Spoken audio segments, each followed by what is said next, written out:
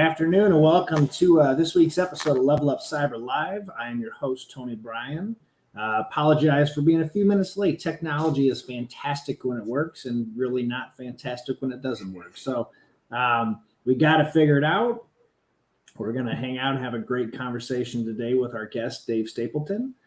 He is the Chief Information Security Officer with CyberGRX, located in Denver, Colorado. Welcome, Dave. Yeah, thanks for having me. I'm excited to get to the conversation. I'm excited that we finally figured out the technology. That's good stuff. It's, again, when it works, it's great. And when it doesn't work, sometimes it just happens. But yeah, so today we're going to jump in at, maybe change gears a little bit. I feel like we've had a lot of discussions over the past couple of weeks around training and kind of work jobs and, really geared towards somebody who would be trying to jump into the space and get into a career entry level. This week, we're going to change up a little bit, get a little more on the technical side and dive a little bit more into the weeds around just security as a whole. So, but definitely before we jump in, I think it's important for everybody just to have an opportunity a little bit to get to know you, Dave, and who you are and Sure. How you got to where you are, right? And I think that's always, one of the most favorite questions or, stories that people share for everybody. Yeah, great. Well, yeah, thanks again for having me. I've been in either business management or cybersecurity for about the past 20 or so years. I actually started in accounting of all things. And that just felt like a really stable, business to be in and what initially attracted me to it was that stability. What I learned after about 8 years in the accounting business is that I didn't very much like the hours, particularly around tax season. But I think more seriously, what bothered me a little bit and what was really challenging for me to deal with was the rigidity around accounting. There's just certain ways things are done, and there's not a whole lot of room for creativity. So I had a friend of mine who was working for the federal government and was hiring a couple of entry-level folks for security roles and asked me if I wanted to make a career move. And it's a little bit daunting when you're, nearing 30 and thinking about changing it up and doing something totally different. But I went ahead and took the risk, and I'm super glad that I did. It turns out some of those things that I didn't like very much about accounting were really resolved for me in the cybersecurity space. So I got started as a security analyst. I was working at Health and Human Services, specifically with the FDA and a lesser known agency called the Indian Health Service. While I was there, I was focusing a lot on performing security assessments. So identifying an information system within the federal space, and then just running it through its paces to see if we could identify any security gaps or issues that needed to be resolved, and then working with the appropriate teams to make those changes.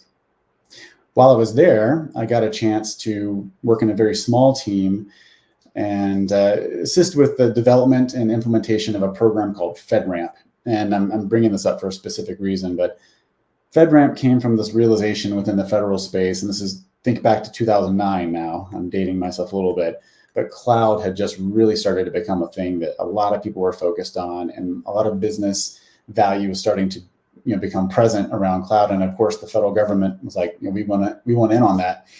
And so they developed this program, and the idea behind it was that if every single federal agency wanted to perform some security due diligence, let's say on every single cloud service provider that was out there, it could be a giant mess. It's not very efficient. If 800 different federal agencies and sub-agencies all perform different types of security assessments or due diligence on AWS, for example, no one's going to like that.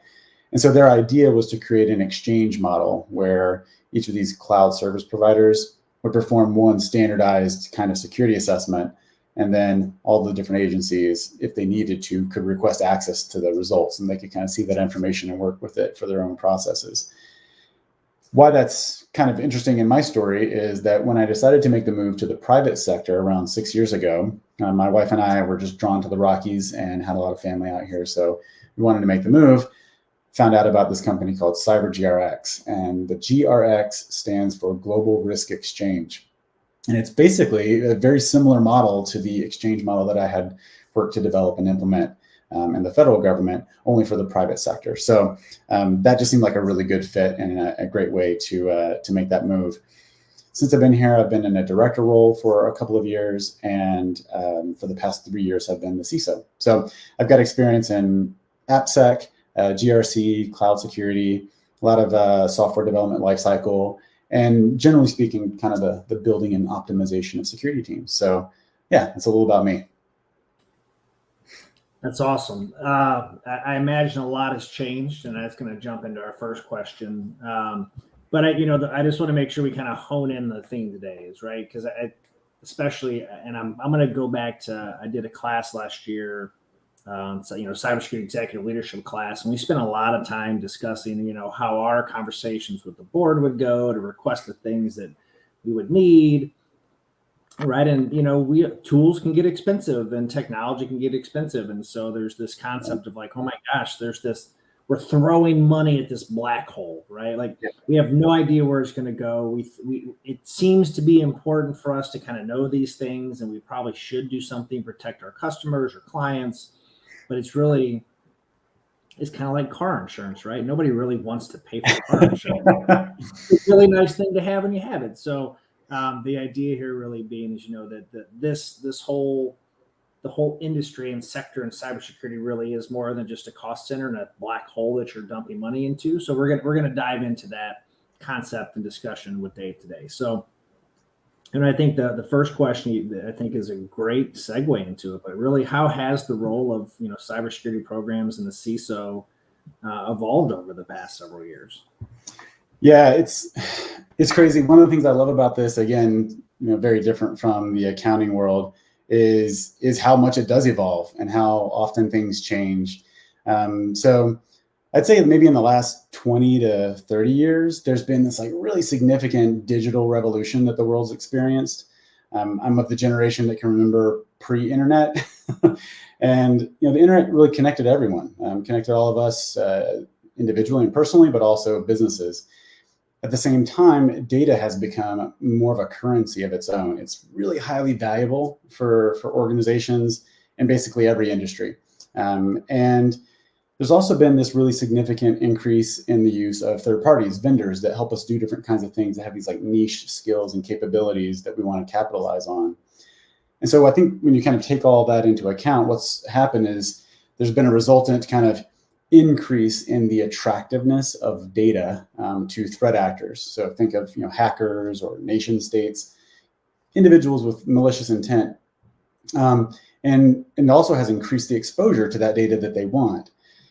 So what we've seen is that over the years, businesses have suffered really significant losses, either financial or reputational, as a result of this kind of evolution of the way that we handle data and that we exchange data, and this interconnectedness that we have.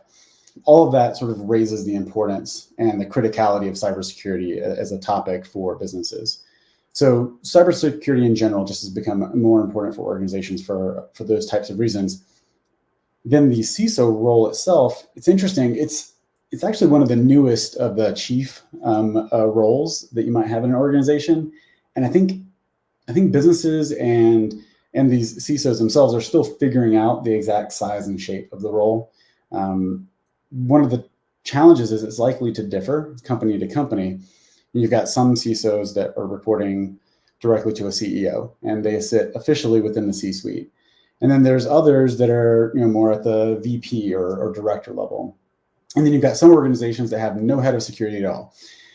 So it kind of varies pretty significantly. But what's changed, I think, is the expectation of the role. CISOs used to be very much a kind of behind the scenes actor. They were sometimes physically tucked away in a basement office, somewhere over near the servers, with probably a glowing monitor shining on their face all during the day. And over time, I think that role has become more of a program management and business function.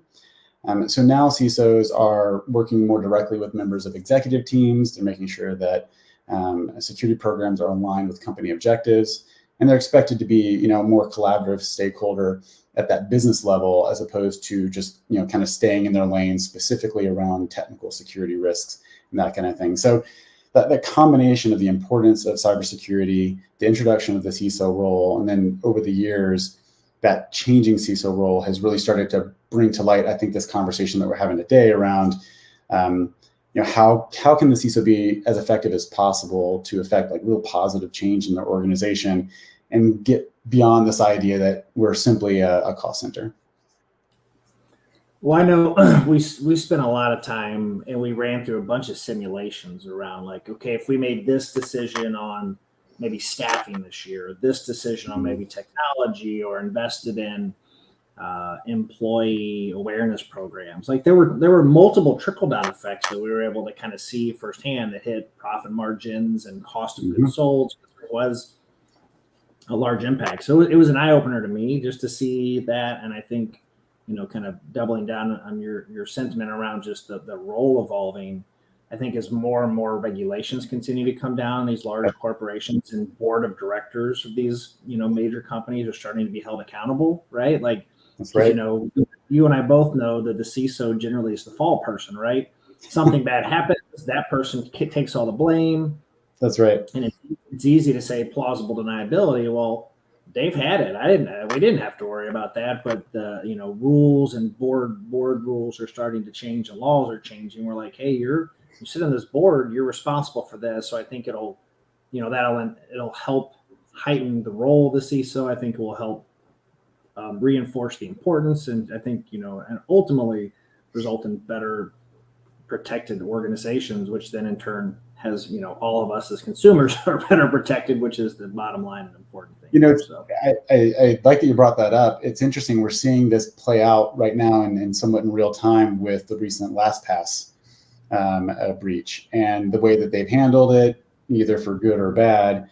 What you can gather from this is that despite whoever's kind of faults it was within the security program, whatever allowed these things to take place, and we're getting more and more details as the days and weeks go on, their response has been criticized pretty heavily by a lot of organizations. And what that does is it decreases the confidence that your customer base has in you and your reputation overall. And so when we go back to this idea of, how can security have an impact on things like revenue? Well, there's a really good example right there. If you're not prepared and you don't respond appropriately when the sort of, let's face it, somewhat inevitable occurs in these days, then you can have a really significant impact on the top line by, basically destroying the reputation of your organization. Yeah. If customers don't trust you, then there's probably a big problem and your product's not going to get sold. So that's right. I imagine, what is the SVB Bank right now? I'm sure they're having some trials and tribulations in their boardroom this very moment. So. I bet they are. And then just a trickle down effect, right? Like Etsy stuff, right? Etsy was a major maker for them, and we've making transactions, like it made us questions, personally, some questions of like, hey, should I buy something from Etsy right now? Like, I don't know where that's going to necessarily go. So it does, especially in an environment like an Etsy, which those are tons of small businesses, right, that have created jobs. Now the trickle down of people's livelihoods that they're banking on, pun intended, is very important. So, so jumping into the next question. So why are security programs considered to be a cost center? That's straight to the point, but definitely an important question. Yeah, and I think the answer is kind of equally straight to the point. The short answer, at least, is because they are a cost center. If we're being really honest, technically or financially speaking, security is a G&A expense. It's a function within an organization that does not directly contribute to revenue or the top line. And I think maybe there's some rare exceptions where a company produces maybe a security product of some kind, and there may be some blurriness between G&A and R&D for cybersecurity efforts. But generally speaking, the security teams are going to be considered to be a G&A expense. So we are a cost center. I think the challenge that we face is, how do we measure the more indirect contributions that security teams can have to revenue, to customer success and retention, that kind of thing. But the short answer to your question is we're considered a cost center because we are. And then if I guess elaborate a little bit on that, part of the reason why I think CISOs find that to be problematic is there can be some level of stigma that can come, I think, with a G&A label. Companies, rightfully so, want to keep their costs low. That makes a whole lot of sense. But what kind of impact does it have on a security leader who's trying to ask for funding? You're already considered a cost center. Your company's trying to keep costs low. It's kind of hard to see exactly how increasing the investment in cybersecurity is going to directly contribute to the success of the company. So when you come and say, I want to add new headcount, I want to hire, an entry level or even senior level engineer, that's expensive. Or maybe my organization is ready to make the next step in our maturity, and we want to implement a organization-wide enterprise SIEM solution. That's quite costly. So CISOs kind of run this risk of you're already in that cost bucket, and you're trying to make the argument that additional money should be spent in order to improve your security posture, and that's, I think, really the rub that becomes quite challenging for CISOs. Well, I feel like you just teed up our next question really, really well.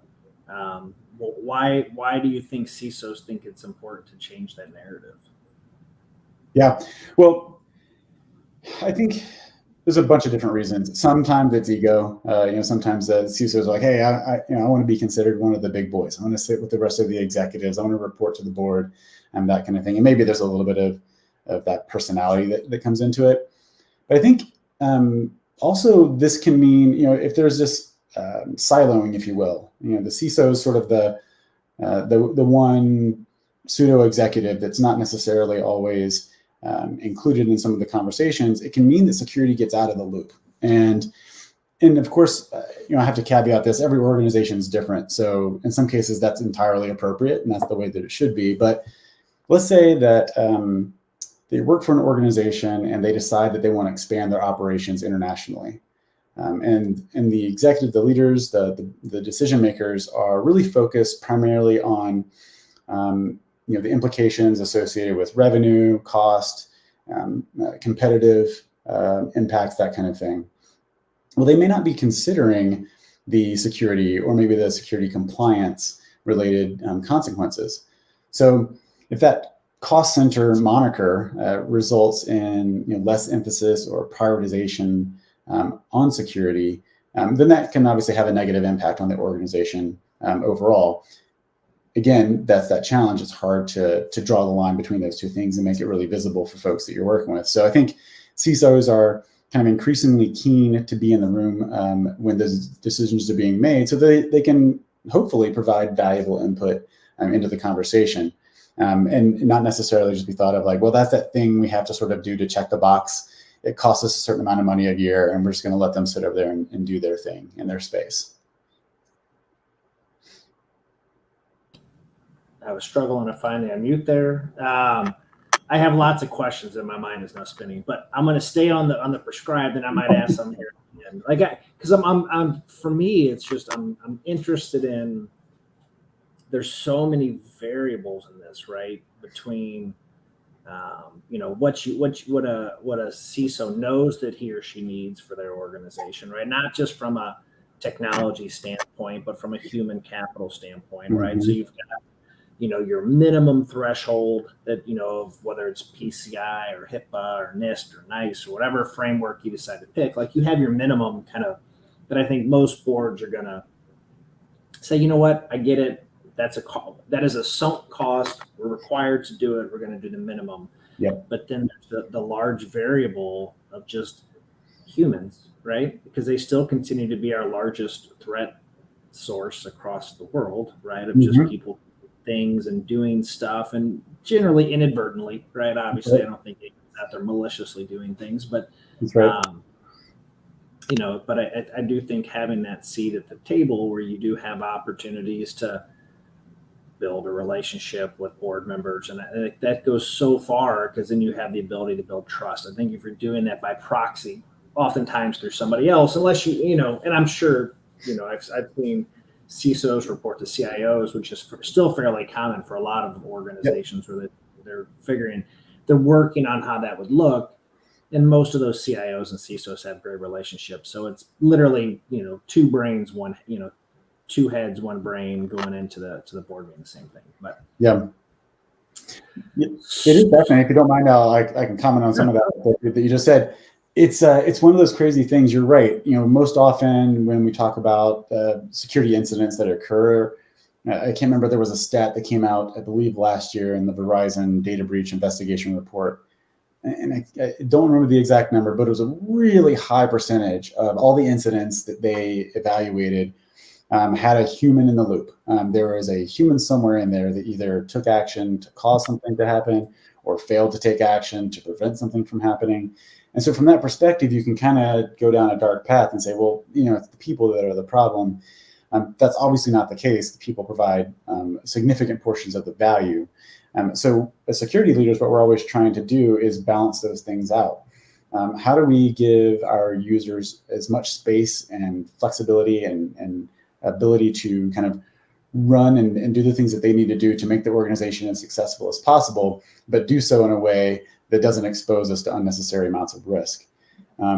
So it's just an interesting conversation that we have all the time about creating these kind of safe environments, if you will, to avoid those just human errors. We're not machines. We're going to sometimes see an email that comes in and it looks really legitimate and it says it comes from the CEO and they have something they want you to check out real quick. And just before you know it, you've clicked clicked a link in an email. That's the kind of stuff that we want to just be cognizant of, be aware of, and find the right tools and solutions to put in place in a cost-effective manner, going back to the whole cost center conversation, to give people the flexibility to do what they need to do and exercise their subject matter expertise, but do so in a way that doesn't put the company at risk. So this is a great segue. So what are some ways that you think these security programs can be more than just a cost center? Yeah, so we talked about this a little bit already. I think the first thing that's on most CISOs' minds and most security teams is establishing and maintaining that reputation of the organization. Kind of the top objective is don't get hacked. And so in doing that, we want to make sure that there's appropriate security safeguards in place. And when I say appropriate, what I specifically mean is not compliance related. Compliance, in my experience, is oftentimes a fairly static checklist. Do this, do this, do this. I'm talking about more of a risk-based approach. So understanding what are those threats that are out there? What are they trying to access?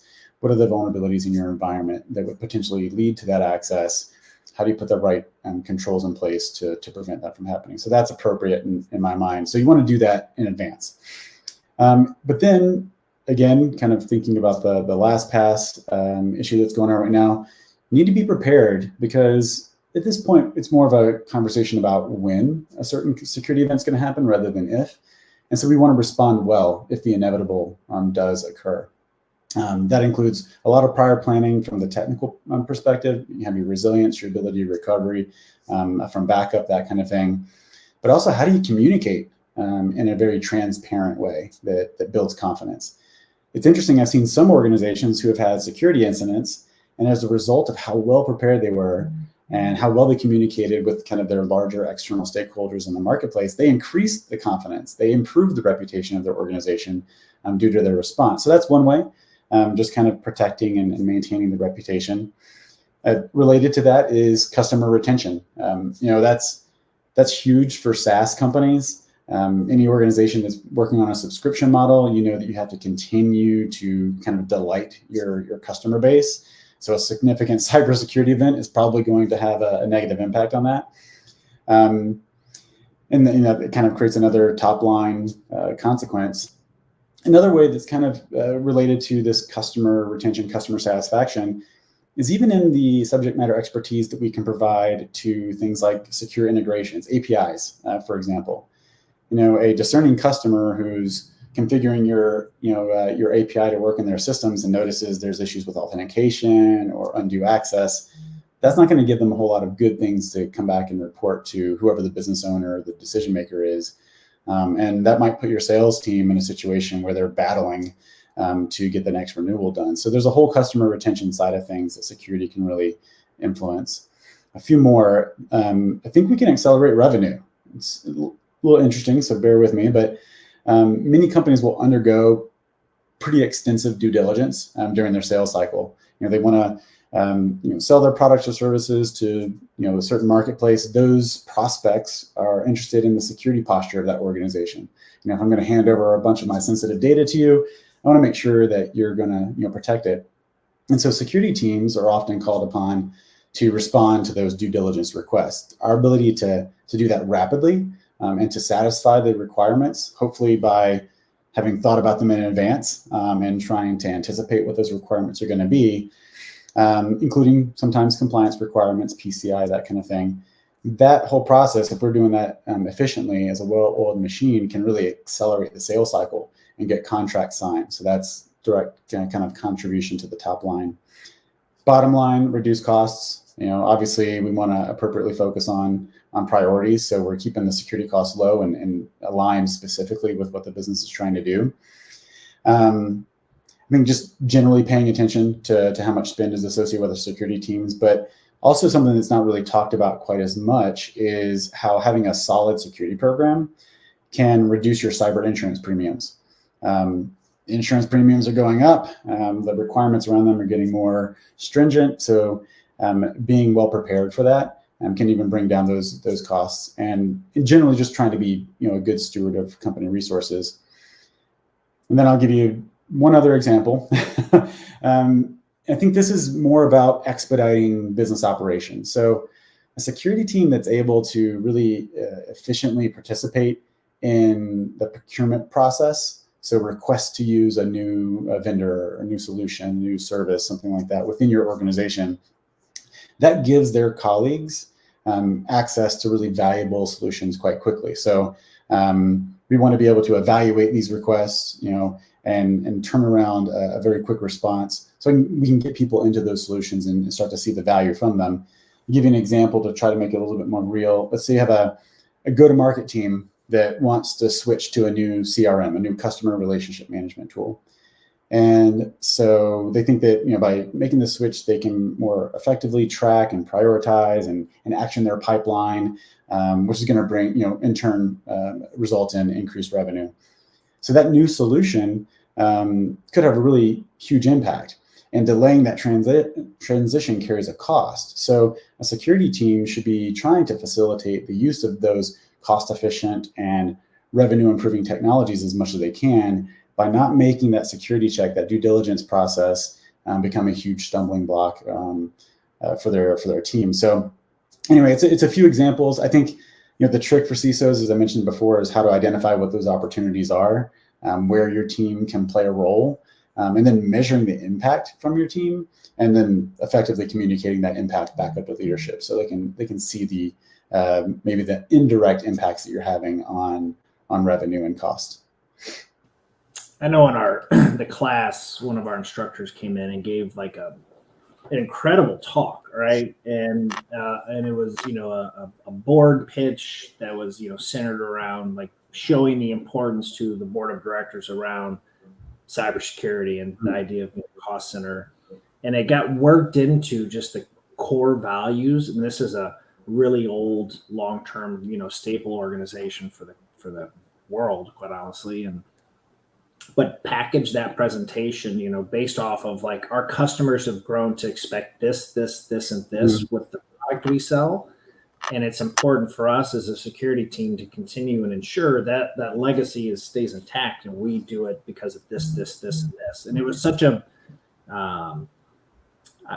obviously I wasn't in the market for the services, but I was ready to buy, because it made it tangible. Yeah.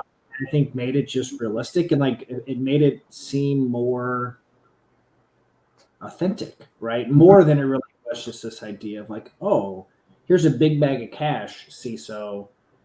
We don't want to be in jail or in the news, right? Like it took it more than beyond just that idea of like, it was safe. It's a very different presentation. information that has kind of stuck in my brain since then, quite honestly. I'll say that security leaders who have that ability to translate the technical into the business and then back and forth between the two are one, fairly rare. It's not that often that you come across it, and also quite effective for that very reason. In fact, I think that kind of is a segue to the next question that we had teed up here. Kind of talk about what are some specifics that security leaders can do. So maybe I'll just hop into answering that question.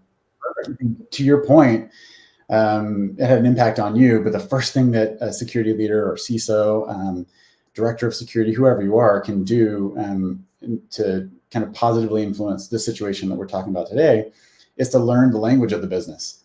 You need to be able to speak and effectively communicate with other executives and the board, and you got to meet them where they're at. You can't make an expectation that some board member is going to understand what the heck you're talking about if you start blabbering about metrics coming out of your SIM tool or your new EDR or something like that. It might be really exciting from a security perspective, but that is not what is going to resonate with them.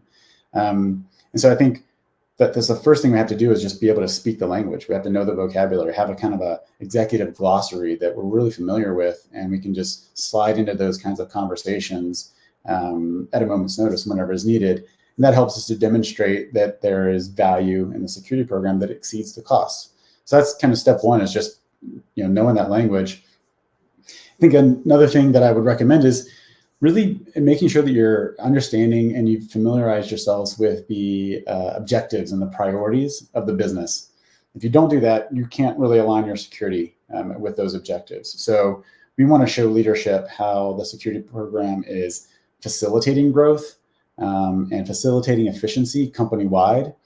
That's obviously going to be different organization to organization, and there's no checklist.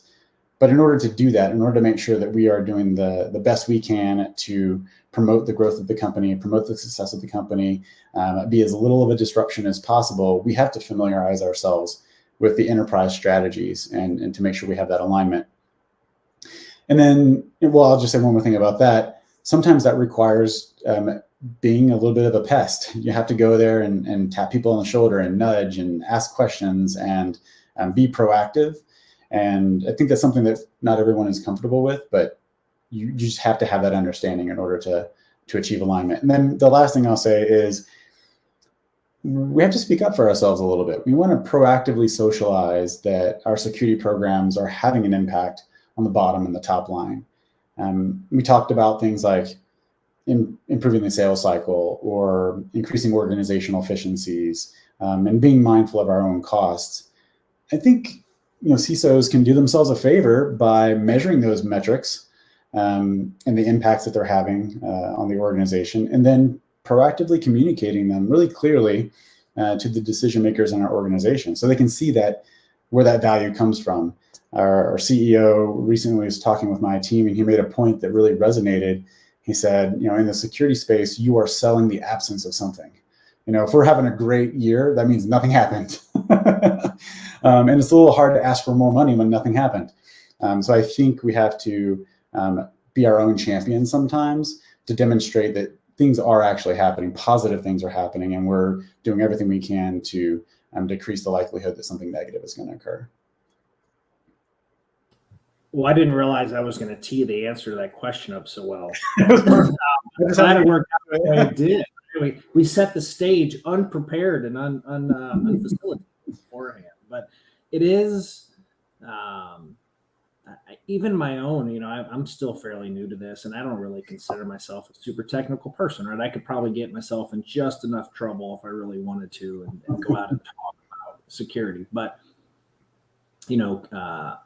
common sense is common sense, business is business. And so I think having that approach and mindset for CISOs that are going into it and having a kind of pragmatic approach to things of just like, if we don't do this, this will happen. If we don't do this, and that's why I really enjoy the auditing and the framework and establishing your base and then determining the amount of risk you're willing to take. And I think if you package that in a way for a board member, like, oh, if I spend $1 million I'm reducing my risk by 7 million. If I spend $500,000, I'm reduced like that. You can't argue with those are baseline data facts and metrics that is really hard and isn't involving SIMs and beeps and boops that you're going to get in a SOC, right? That's right. You know, I know I was so surprised just even in my as a nonprofit guy, you know, I interact with 14 highly functioning CEOs and CISOs of organizations, for our organization at CyberUp, and the parallels between the two of how we're interacting with both of our board members was like alarming, right? And it was like, holy cow, like I would never consider myself a CISO by any means because I don't have the technical chops for it, but definitely selling, or presenting the idea of what we need and how we get there, and then getting the buy-in and vision for it really was a pretty big parallel that it's shocked me way more than I thought I had. Was shocked. I think the key thing, and maybe you just summarized the entire conversation right there, was around that, hey, if I can spend $1 million, I can prevent $7 million of impact. That's ROI. You're talking about return on investment. And I think that's the key word, investment. So what we're trying to do is change the narrative a little bit such that organizations can clearly see that spending money on cybersecurity is an investment, not just a cost in the way that we've kind of traditionally thought about it. Yeah. And I think it's going to continue to grow. I know a lot of organizations are always hesitant around the DHSs and the CISAs and the FBIs and getting them involved because they usually like, oh my God, it's the government. But man, there's so many, especially for your small to mid-sized companies that will be listening. CISA has incredible programs that, their whole goal is to get you prepared before an incident happens, right? They're not getting involved after the fact. They just want you to, have as much your tabletop exercises and working through those things. And how would you, respond to that? I'm a big fan of, the effort for CISA. Shameless plug, Chris Cockburn, our, the St. Louis CISA representative will be joining us in a couple weeks on the show. But they've done such a great job, right? Now, obviously, nobody wants to talk to the FBI because then, things have really gone south when you've got an investigation. But that's what they're there for, right? And I also, learned through that class that they're great, but you still have to have somebody else who's got your, kind of got your back in some of those instances because they've got a lot of you that they're serving across the world, right? Because there's more than one breach generally happening at a time. So keep that in mind. So, our last question that we always ask for everybody in the show is, what is some advice that you would give in this instance? What is an advice you'd give to a small to mid-sized business that's, like trying to figure out where do I even start? Because I feel like there's a lot of companies out there that are, going through this very kind of thought process right now. Yeah, I think what I would recommend, and maybe this is all the more germane to our conversation, given that you are who you are at CyberUp, start with your people. And you've got to understand what the expectations are going to be running your security program. Of course, that's kind of a given. But the people that you bring onto your teams can make or break. They can really play a significant role in the effectiveness of your program, the cost of your program. And so you've got to spend the time and effort on them, invest, if you will, to use that word again, in your people. And understand, this is kind of my new drumbeat that I've been trying to socialize as much as I can, that if you have the right person who's the right fit, and by that I mean they have the passion, they have the capacity, the willingness, the time to move into your role, specifically in the cybersecurity space, which can feel very niche, can feel very specialized. You can bring in someone with no background or experience in cybersecurity at all and see significant productivity and output from them within 6 months. And I know that because I just did it this past year with 2 entry-level employees coming onto a pretty small security team. And we just invested in them and took the time to do it right. And we've been paid back multiple times over, and it's only been about 6 to 7 months with those folks. So I think cybersecurity can get so technical so fast, and we just think about the bits and bytes and the ones and zeros, and we sometimes forget that the human impact can far outweigh those technical things. So a bit of advice is just stay focused on the humans as much as you can, even though you're working in a technical field. Well, there's a lot of data that exists out there around return on investment around entry-level hiring, and that we'll have. That's a whole. We could have a whole another show on just that. Yes, absolutely. But Dave, I appreciate you joining us today.